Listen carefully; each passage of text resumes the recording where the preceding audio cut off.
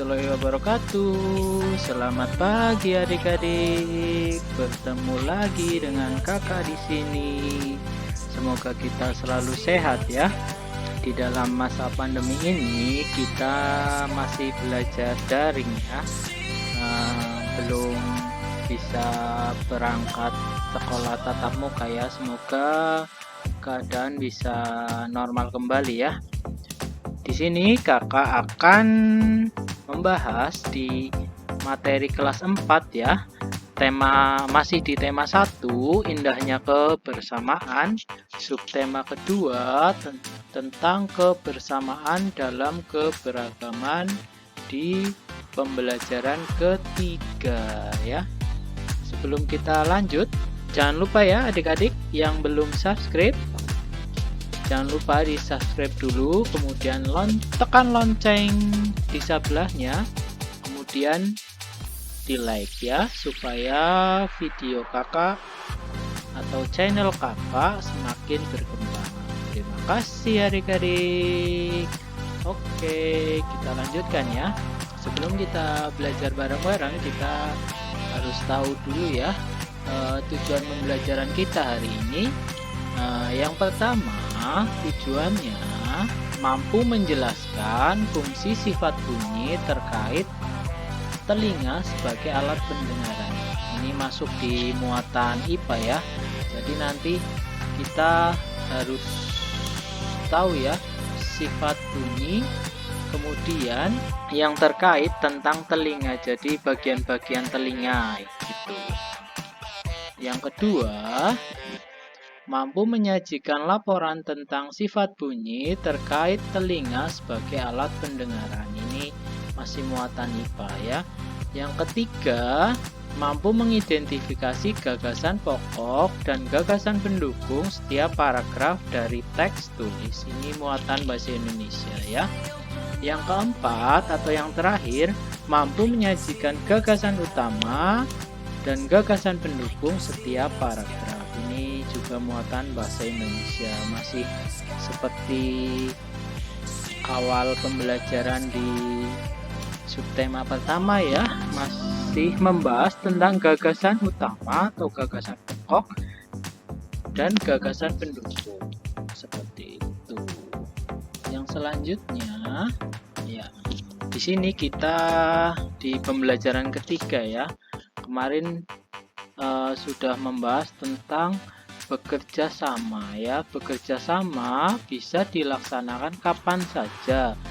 Saat kita bermain pun kita bisa bekerja sama. Tahukah kamu bahwa kita dapat belajar bekerja sama dari permainan tradisional? Ayo kita pelajari bersama ya. Ya, jadi kalau yang pegang buku cetak ya, buku cetak pembelajaran K13 itu ada di bukunya ya, tinggal dibuka aja di subtema kedua ya, yang pembelajaran ketiga. Di situ ada gambar tradisional ya, gambar permainan tradisional ya. Itu ada permainan bakyak ya, coba kita baca bareng-bareng ya. Saat bermain bakyak, kamu tentu harus mendengarkan peluit yang ditiupkan guru atau aba-aba temanmu. Kegiatan tersebut tentunya membutuhkan pendengaran yang baik. Masih ingatkah kamu tentang pentingnya indera pendengar? Ayo kita mengingat kembali.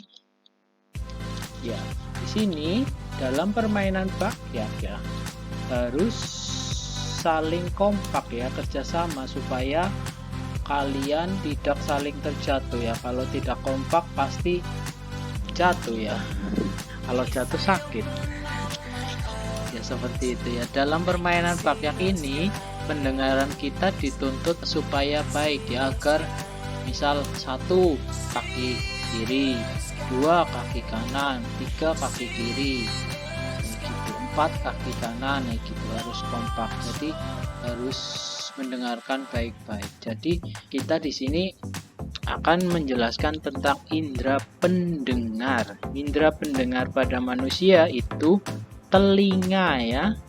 Telinga itu memiliki beberapa bagian ya. Jadi telinga memiliki beberapa bagian ya. Nanti kita jelaskan bareng-bareng ya. Yang pertama ya, indera pendengaran pada manusia ya. Indera pendengaran pada manusia itu telinga ya. Nih, ini ada gambar telinga ya, anatomi telinga manusia. Jadi telinga manusia itu terdiri dari 3 bagian ya adik-adik. Ini ada, lihat kursornya ya. Ini ada telinga luar, ini ada telinga bagian tengah, kemudian telinga dalam ya. Jadi kalian harus tahu ya, di indera pendengaran pada manusia, di telinga kita ada 3 bagian. Nanti kita jelaskan satu persatu ya.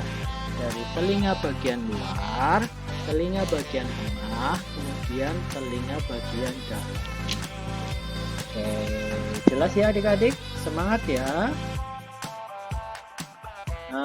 Indera pendengaran pada manusia adalah telinga ya. Indera pendengaran pada manusia itu telinga. Jadi setiap manusia pasti ada telinganya ya. Telinga terdiri dari 3 bagian. Tadi sudah kakak jelaskan ya. Ada telinga bagian luar, telinga tengah, dan telinga dalam. Coba kita uraikan satu-satu ya. Ini, telinga bagian luar. Telinga bagian luar ini terdiri dari daun telinga dan lubang telinga. Ini ada daun telinga, kemudian ini ada lubang telinga. Kemudian yang kedua, telinga bagian tengah. Telinga bagian tengah ini terdiri dari selaput gendang dan tulang-tulang pendengaran ini. Seperti pada gambar ya. Kemudian yang ketiga, telinga bagian dalam. Telinga bagian dalam ini terdiri dari rumah siput dan alat keseimbangan yang berupa 3 buah saluran setengah lingkaran. Jadi telinga itu ada 3 bagian ya. Nanti kita jelaskan, nanti kakak jelaskan satu persatu ya, kegunaan dari bagian-bagian tersebut ya. Oke, semangat ya. Oke, yang pertama telinga bagian luar ya. Telinga bagian luar itu terdiri dari daun telinga dan lubang telinga. Daun telinga berfungsi untuk memusatkan bunyi yang masuk ke lubang telinga. Dengan begitu, lubang telinga dapat menyalurkan suara ke selaput gendang telinga. Jadi telinga bagian luar itu berfungsinya ya.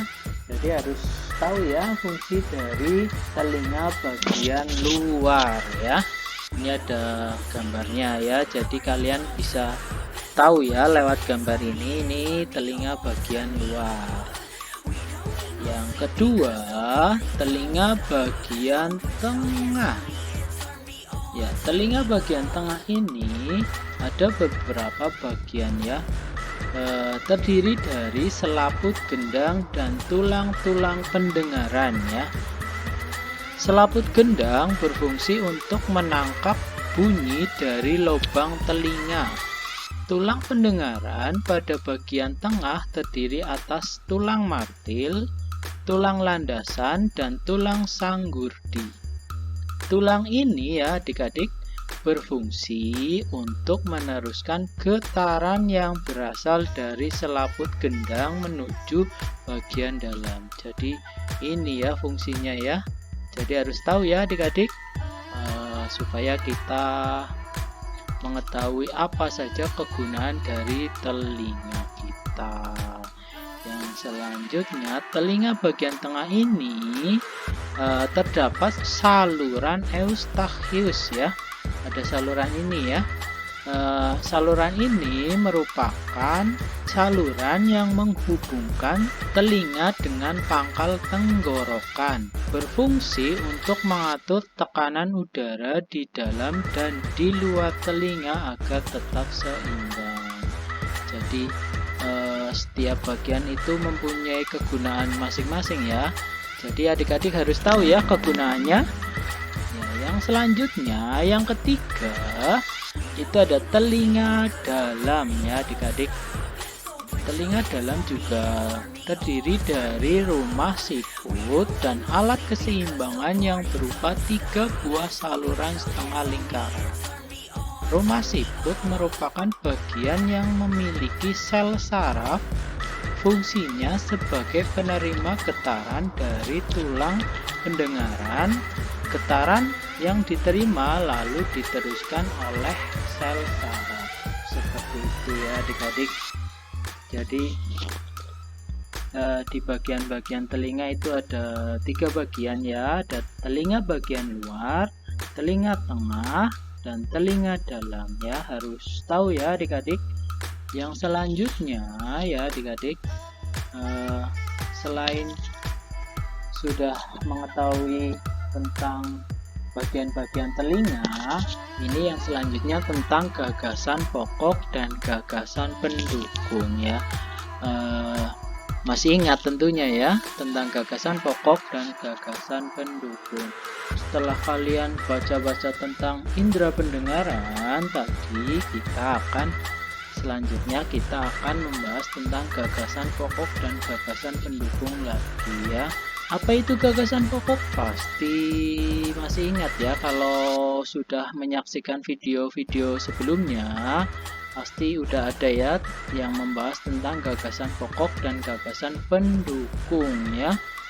Apa itu gagasan pokok? Gagasan pokok adalah, coba adik-adik tahu ya, gagasan pokok adalah ide utama yang dibahas dalam suatu bacaan.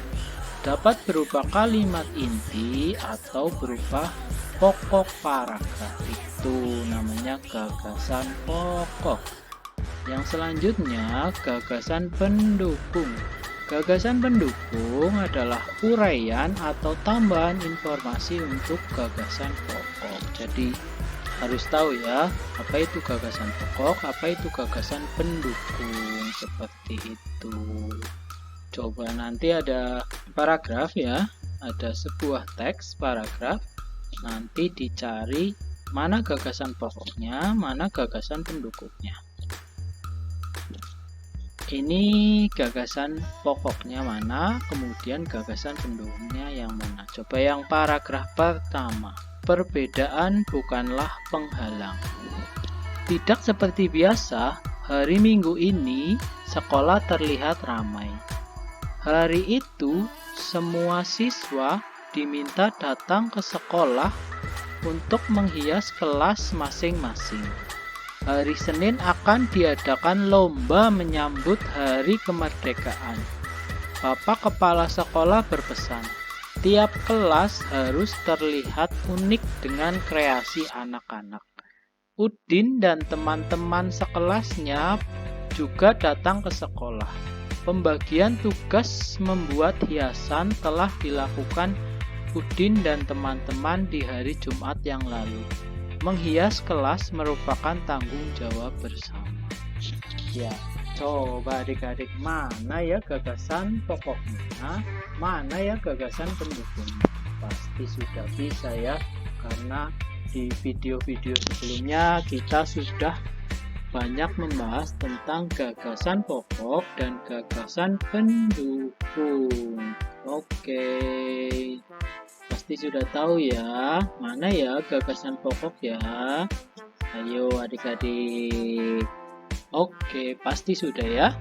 Ya, tidak seperti biasa, hari Minggu ini sekolah terlihat ramai. Itu gagasan pokoknya. Kemudian gagasan pendukungnya, hari itu semua siswa diminta datang ke sekolah untuk menghias kelas masing-masing. Dan selanjutnya itu gagasan pendukungnya.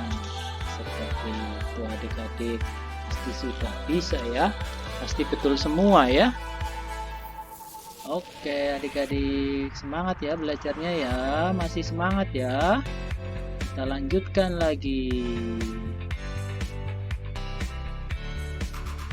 Ya, ada kuis ya. Ternyata sudah selesai ya. Pembelajaran kita membahas tentang dua materi ya, tentang indera pendengaran pada manusia, tentang bagian telinga dan kegunaannya, kemudian membahas tentang gagasan pokok dan gagasan pendukung. Coba ini ada kuis ya, coba dijawab bareng-bareng ya. Pertanyaan yang pertama, sebutkan 3 bagian telinga. Tadi sudah kita bahas ya, pasti tahu ya. Coba. Oke, pasti sudah betul ya. Telinga itu ada 3 bagian, yaitu telinga bagian luar, telinga bagian tengah, dan telinga bagian dalam. Pintar. Yang kedua, coba jelaskan yang dimaksud dengan eustachius. Pasti bisa ya adik-adik. Sudah kita bahas bareng-bareng ya.